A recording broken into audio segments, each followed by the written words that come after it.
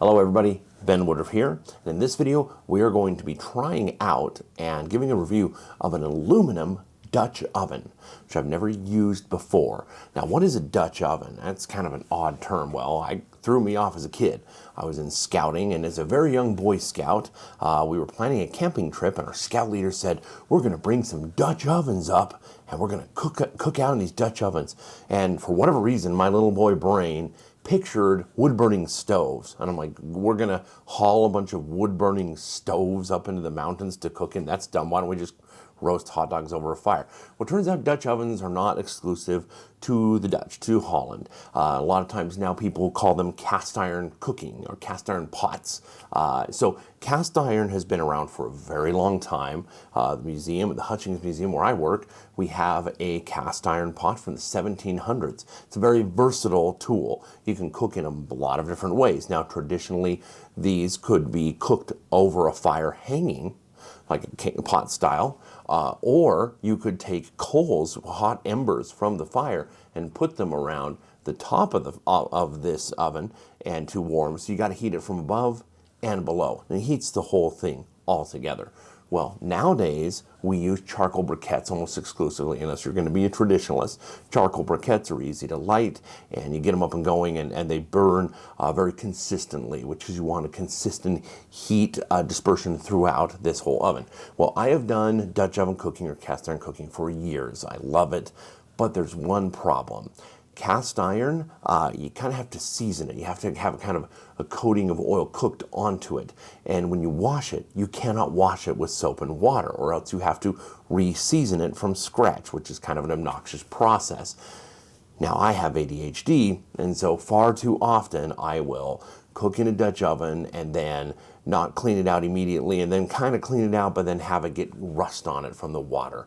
And then you have to start clean it again and do the whole process. So that can be really obnoxious. Well, people in recent years have invented aluminum Dutch ovens, and I've had friends who've tried them and swear by them because aluminum doesn't rust. So you can clean it with soap and water, and that makes it a lot easier. And if you have to set it aside overnight and then clean it in the morning after you go camping, it's okay. So we're going to try this. So I bought a new Dutch oven, and we are going to go ahead and take a look at this, and I'm going to walk you through it and show you the whole process and let you know what I think. We're going to cook some peach cobbler.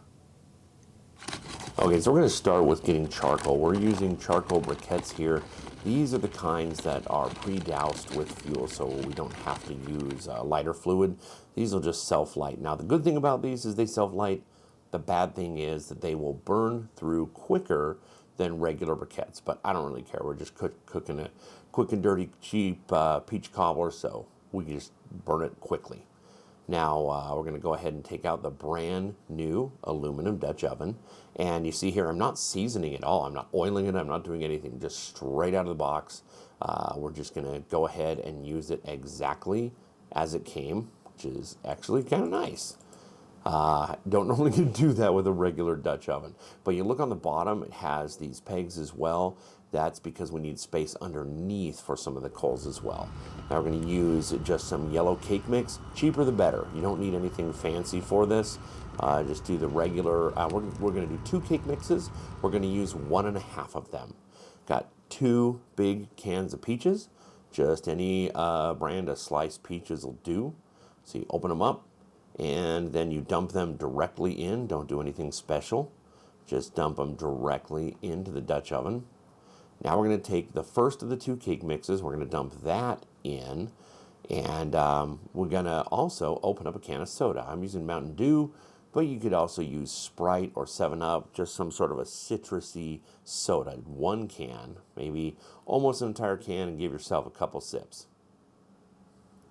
Now we're going to go check on the coals. They're doing good. You can see the little white here and there. That is where it is burning properly.